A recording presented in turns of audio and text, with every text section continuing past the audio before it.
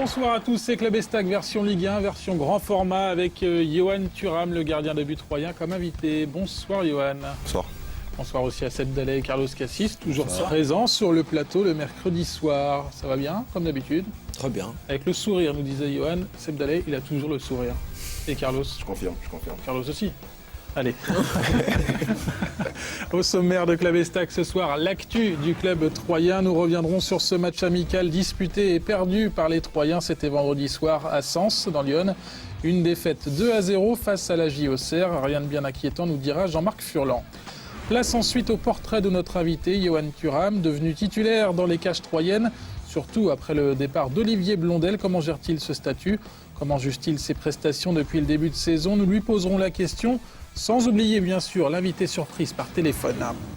Et puis ce sera l'avant-match, la rencontre Estac-Lille est programmée pour la 5e journée de Ligue 1 disputée ce week-end. Nous appellerons Djibril Sidibé, l'ex-latéral troyen désormais lillois, pour prendre le pouls de l'équipe nordiste. Voilà pour les titres complets de cette émission. On va tout de suite passer donc à l'actu de ce Club Estac.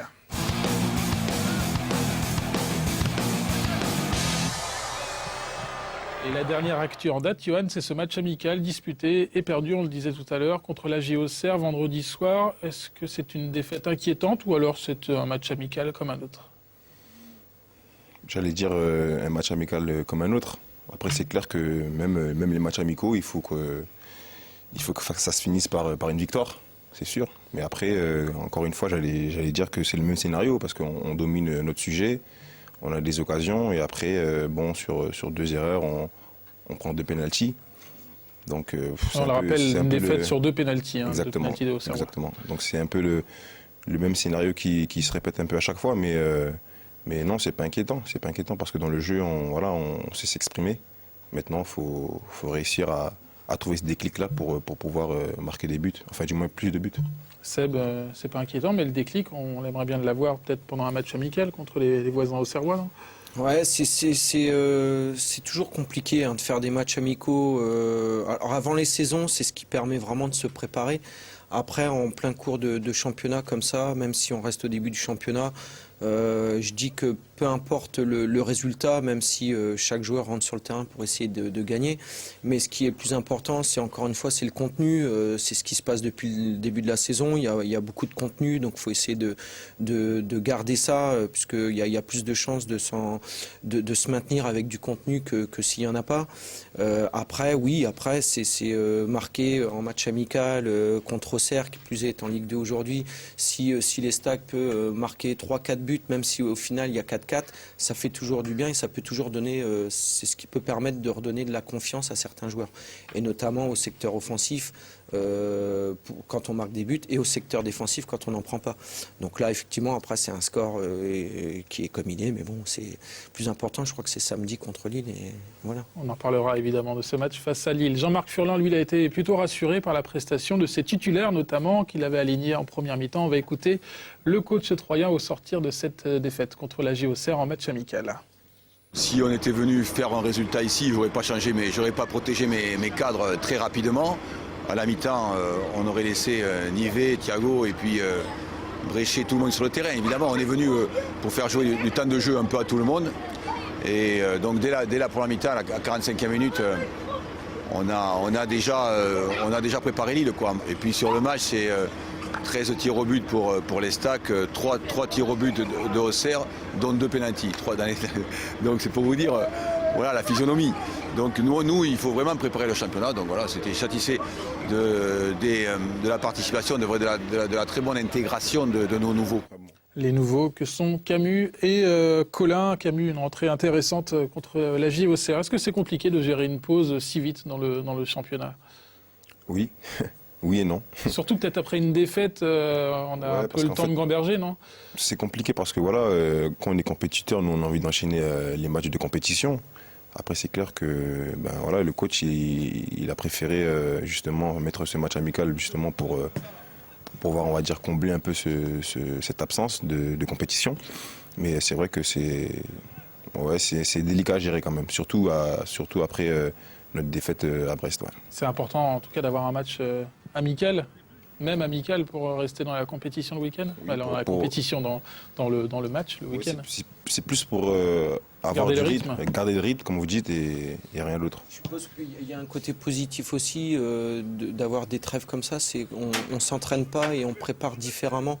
On a 15 jours pour préparer un match. Je suppose que vous n'avez pas fait un entraînement pour préparer le match amical. Je pense que vous avez certainement parti dans des... parce que dans les entraînements, il y a toujours 2-3 semaines consacrées au physique, consacrées à la muscu. Et voilà, donc ça peut permettre aussi des fois d'enchaîner sur autre chose. Tout à fait, c'est exactement ce qui s'est passé en fait. C'est exactement ce qui s'est passé. Ça nous a permis aussi de bien préparer ce match de Lille. Et puis voilà, de voir plein de choses, de voir plein de petites choses qui nous manquaient. Et puis il n'y avait pas forcément beaucoup d'internationaux qui partaient dans tous les sens, comme ça a été le cas du côté de Lille. Avant de passer aux échos par Carlos Cassis, on va permettre à nos téléspectateurs de jouer pour remporter des places pour un match au Stade de l'Aube. Ça sera pour la rencontre face à Toulouse, car tous les billets pour Lille ont été gagnés, notamment par Bruno de la Chapelle-Saint-Luc, Xavier de Marigny-le-Châtel et Christian de Pinet, bravo à eux. Canal 32 vous offre désormais 6 places au Stade de l'Aube pour voir l'Estac donc face à Toulouse le 28 septembre. Vous envoyez le mot club par SMS au 71 003 et un tirage au sort désignera les gagnants. Belle affluence prévue au Stade de l'Aube pour Lille. Je l'espère, c'est un match qui mérite au moins 15 000 personnes, quoi. Donc s'il y a moins de 15 000, ça veut dire que les gens n'ont pas complètement compris. Maintenant aussi, c'est vrai que il y a beaucoup de difficultés économiques et ça ne s'arrange pas. Pronostic 15 000 donc pour Carlos, on verra ça la semaine prochaine. L'analyse économique Il me fait peur quand il comme ça, Carlos. Allez, un peu de vide sur le plateau. Allez. Allez Carlos, c'est à vous maintenant pour les échos. Vous l'avez réclamé, cette virgule la semaine dernière. Le voici, ce jingle. C'est parti pour les échos de l'Estac. Oui, gros budget. Content gros pour budget. toi, Carlos.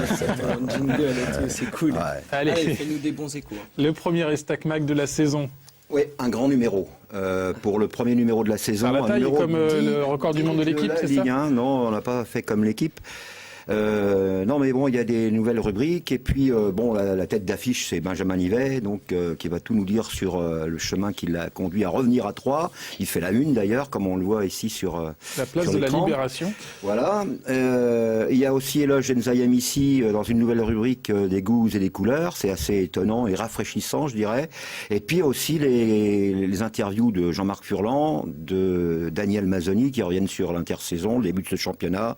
Et puis on a, disons, deux grandes guest stars. D'abord Alain Afflelou, qui s'explique sur son engagement en tant que partenaire maillot de l'Estac. Et puis M. Pokora, Matt Pokora, qui est devenu un fan de l'Estac. Et je rappelle que son papa a été un des joueurs emblématiques du TAF à une certaine époque. Donc, et d'ailleurs, André Tota fait partie des pages légendes de ce numéro. Et voilà. une petite chanson donc de M. Pokora par Carlos Cassis ce soir. Non, c'est pas trop mon registre. J'aime bien Matt, mais c'est pas trop mon registre. Allez, plus que quelques heures pour s'abonner à l'Estac. Oui, ce sont les derniers moments. On a atteint les 8300 abonnés. Je pense qu'on peut-être pousser jusqu'à 8500. Il reste plus que 3 jours pour rejoindre donc ces 8300 abonnés. Je rappelle que il y a encore beaucoup d'offres intéressantes, même si le championnat a déjà permis de jouer 2 matchs au Stade de l'Aube. Mais voilà, il y a notamment cet abonnement étudiant à 75 €. Quelle que soit la place dans le stade, donc évidemment si on préfère en tribune d'honneur, pourquoi pas 75 €, c'est donné, quoi, c'est cadeau. Un point sur les sélectionnés maintenant. Oui, on avait 2 sélectionnés, donc Mohamed Yattara qui jouait avec la Guinée contre le Niger en match qualificatif pour la CAN 2013, et la Guinée a battu à Conakry le Niger 1-0, qui a Vous voulez marqué... voir le but ? On l'a même, le but. Vous l'avez le but? Oui, Non, on l'a non. au moyen aujourd'hui. Mais j'aimerais bien le voir. But de Mohamed Yattara On va mettre Yattara contre le Niger. contre le Niger. Et puis donc le deuxième sélectionné, pour l'instant on voit rien venir. Ouais, Peut-être. et c'est Georges Gop-Fenepej qui a fait mieux, puisque lui, il a marqué 2 fois. C'était hier à Papeete contre Tahiti. Là, c'était pour un match qualificatif pour la zone Océanie pour le mondial 2014 au Brésil. Malheureusement, la Nouvelle-Calédonie avait été battue 4 jours plus tôt à Nouméa par la Nouvelle-Zélande. Sa victoire à Tahiti la relance dans la course à la qualification, mais ça sera quand même compliqué. Voilà pour les sélectionnés. Faire des matchs amicaux là-bas, non? Tu irais bien en Guadeloupe, non? Pourquoi pas. Pourquoi Bon, pas. vous vouliez voir le but de Mohamed Yattara? Bon, on l'a. Allez, c'est parti pour ce but de Mohamed Yattara contre le Niger. Donc c'était au stade du 28 septembre. Il y avait beaucoup de monde. Voilà, un petit peu d'échauffement évidemment. Et puis, donc ça c'est l'équipe du Niger sur une pelouse impeccable. Et puis voilà le but, on va le voir. Et puis après, on passera au dernier écho, le débordement. Et voilà, Mohamed Yattara qui reprend ce ballon devant Titi Camara, son ministre des Sports, du côté de la C'est vrai qu'il est Guinée. ministre des Sports, Titi.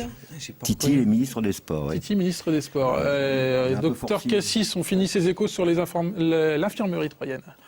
Oui, alors il y a des mauvaises nouvelles. Elles concernent toujours les mêmes garçons, malheureusement. Stéphane Drouin, donc qui a toujours ses problèmes au niveau, de pubalgie.